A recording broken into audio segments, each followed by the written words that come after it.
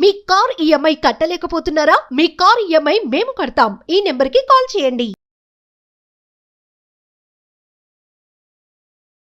ఓం శ్రీ గురుభ్యో నమః. శ్రీ మహాగణాధిపతయే నమః. శ్రీమాత్రే నమః. కర్కటే పూర్వఫల్గుణ్యాం తులసీకాననోద్భవాం పాండ్యే విశ్వంభరాం గోదాం వందే శ్రీరంగనాయకీం. నీళాతుంగస్తనగిరితటీ సుప్తముద్బోధ్య కృష్ణం పారార్జం స్వం శృతిశతశిరసిద్ధమధ్యాపయంతి స్వోచ్ఛిష్టాయాం సృజనిగళితం యా బలాత్కృత్య భుంక్తే గోదా తస్యై నమ ఇదమిదం భూయ ఏవాస్తు భూయః. శ్రీ భూనీలా సమేత గోదారంగనాథ స్వామినే నమః.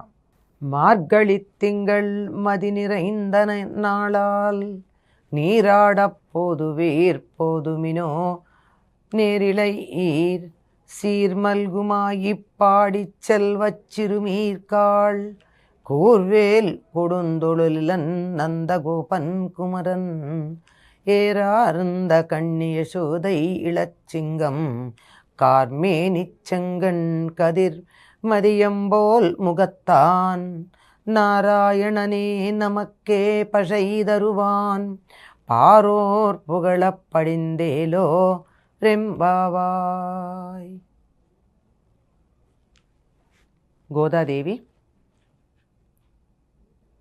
శ్రీకృష్ణుడిపై మరులుగొని అతడు తనకు భర్తగా కావాలి అని శ్రీవ్రతం, స్నానవ్రతం, మార్గళి వ్రతం, కాత్యాయని వ్రతం అనే పేర్లు ఉన్నటువంటి స్నానవ్రతాన్ని మార్గశిర మాసంలో ప్రారంభం చేసింది.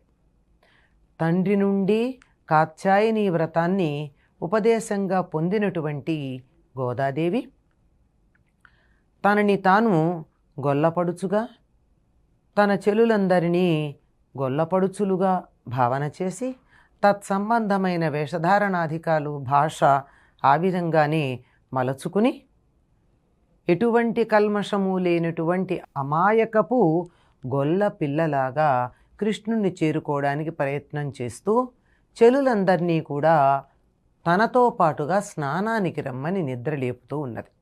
ఎందుకు అంటే గోపికలు చేసినటువంటి కాత్యాయని వ్రతంలో వారు కూడా తొలిజామునే యమునా నదిలో స్నానం చేయడానికి వెళ్ళినట్టుగా మనకి భాగవతం తెలియచెప్తోంది. కనుక తాను కూడా ఆ విధంగా స్నానం చేయడానికి వెడుతూ అక్కడ కూడా గోపికలందరూ కలిసి చేశారు.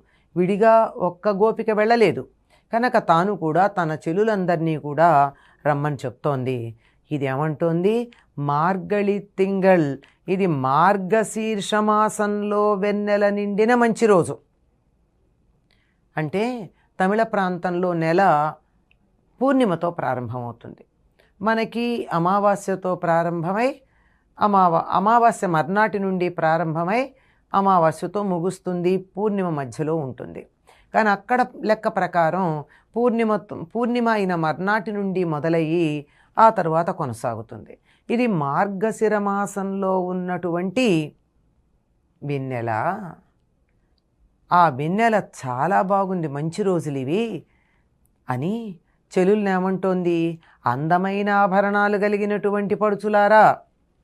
గొల్లలు కూడా ఆనాడు చక్కగా ఆభరణాలు ధరించేవారు. ఇంట్లోనే వస్తుంది మనకి తరువాత. వారు ఆ రకంగా ఆభరణాలు ధరించి మజ్జిగ చేస్తూ ఉంటే, చల్ల చేస్తూ ఉంటే, మదనం చేస్తూ ఉంటే, పెరుగు చిలుకుతూ ఉంటే మెడలో ధరించిన ఆభరణాలు ఒకదానితో ఒకటి ఇలా కొట్టుకుని గల్లు గల్లుమని శబ్దం చేస్తున్నాయని వర్ణిస్తుంది. వారేమీ ఐశ్వర్యానికి లోటున్న వాళ్ళు కాదు. గోవుల్ని పెంచటం అన్నది తమ వృత్తిగా భావించారు తప్ప బతకలేక జీవనోపాధి కోసం గోవులని వారు పెంచడం జరగల. పైగా ఆ రోజుల్లో ధనమంటే గోవులే. ఎక్కువ గోవులు ఎవరికి ఉంటే వారే ఆ మందకి నాయకుడిగా పరిగణించబడుతూ ఉండేవారు. కనుక మంచి మంచి ఆభరణాలు ధరించినటువంటి అందమైన ఓ పడుచులారా, ఐశ్వర్యం నిండిన రేపల్లెలో సంపదలతో తొలతూగుతున్న బాలికల్లారా, అక్కడ ఎలా ఉంటుంది ఆ రేపల్లెలో? అసలు సంపద అంటే అక్కడ చూడాలి, అంత బాగా సంపద ఉంది. ఆ సంపదతో తొలతూగుతున్నారు మీరు. మార్గశిర స్నానం చేయాలని మీకుందా? ఉంటే రండి మీరు నాతో. నీరాడపోదు వీర్, స్నానం చేయడానికి వెడుతున్నాను రండి, మీరంతా నాతో పాటు రండి, ముందు నడవండి. మంచి ఎందుకు మనం స్నానం చేయాలి? ఇంతకుముందు రోజు చెయ్యట్లేదా? ఇళ్లల్లో స్నానం చేయలేదా? మార్గశిర మాసం వచ్చేదాకా వీడు స్నానం చేయకుండా ఉన్నారా? కాదు. ఇప్పుడు ఎందుకంటే ఈ స్నానానికి ప్రత్యేకత, మనం మామూలుగా ఇంట్లో నిత్యం మలాపకృష్ణ స్నానం చేస్తాం, ఒంటి మీద ఉన్న మట్టి పోవడానికి స్నానం చేస్తాం. కానీ అదే నదుల్లోనూ లేదా ప్రత్యేకమైనటువంటి సమయాల్లో పుష్కరాలు మొదలైనవి చేసేప్పుడు ఏం చెప్తాం? సంకల్పం చెప్పుకుని అఘమర్షణ స్నానం చేస్తాం. మనమంతా అట్లాగే చేయాలనుకుంటున్నాం. ఎందుకు అంటే మంచి వేలాయుధం దాల్చినటువంటి కృష్ణుడికి ఏ విధమైన ఆపద రాకుండా కాపాడుతున్నటువంటి శ్రీ నందగోపుని యొక్క కుమారుడైన, అంటే నందుడు వేలాయుధం ధరిస్తాడు. ఎందుకు?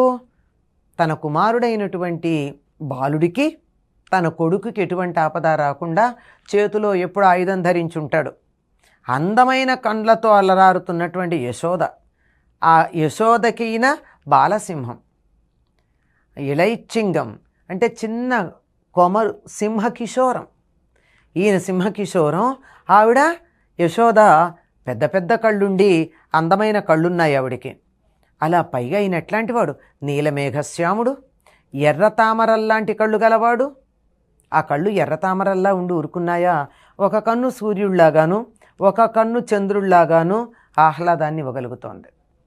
అంటే ఎల్లప్పుడూ పువ్వులన్నీ విచ్చుకునే ఉంటాయి. ఒక కన్ను చంద్రుడంటే కలువలు విచ్చుకుంటాయి, ఒక కన్ను సూర్యుడంటే తామరలు విచ్చుకుంటాయి. స్వామి చూస్తే కలువలు తామరలు ఒక్కసారే విచ్చుకునే స్థితిలో ఉంటాయి. అటువంటి చక్కని ఆహ్లాదమైనటువంటి కాంతిని ప్రసరింపజేసే దివ్యమైన ముఖమండలం కలిగినటువంటి వాడు ఎవరమ్మా? నందగోపుడు కాపాలే కుమారుడు, యశోద దగ్గర ఉండే బాల సింహకిశోరము ఎవరు అంటే ఇప్పుడు ఇక్కడ ఉన్నాడు, కానీ వాస్తవానికి అతడు నారాయణుడు. నారాయణనే నమక్కే, అటువంటి నారాయణుడికే మనం నమస్కారం చేస్తాము అని చెప్పి, అతడికి తప్ప మరెవ్వరికీ నమస్కారం చెయ్యమని తెలుసు, అతన్ని మాత్రమే మనం దైవంగా భావించుకుంటాం అని తెలుసు. దైవంగా భావించిన వాళ్ళనే కదా మనం ఏదైనా కావాలని అడుగుతాం. అందరిని అడుగుతామా? అడగం కదా, ఆయన్ని అడుగుతాం. నన్ను తప్ప ఇంకొకళ్ళని అడగరు అని తెలిసినటువంటి వాడు, మనం ఒకటి కావాలనుకుంటున్నాం గనక అతన్నే అడుగుదాం, అతన్ని తప్ప ఎవరిని అడగం గనక అతడు మనకిస్తాడు. ఏం కావాలనుకుంటున్నాం? పర్ర అని బండిరాతో చెప్తామండి, అడపజ అంటారట తమిళంలో. ఆ వాయిద్యాన్ని ఇవ్వడానికి సిద్ధంగా ఉన్నాడు. మనం అడిగాం కావాలని, ఇస్తానులే అన్నాడు. మరి తన దగ్గరికి వెళ్ళాలి కదా మనం. ఇవ్వడానికి సిద్ధంగా ఉన్న సాక్షాత్తు నారాయణుడై నందగోపుని చేత రక్షించబడుతూ యశోద దగ్గర బాలకిశోరంలాగా ఉన్నటువంటి వాణ్ణి మనం ఇస్తానన్నాడు గనక తెచ్చుకోవడానికి, ఆయన్ని దర్శించుకోవడానికి వెళ్ళాలి.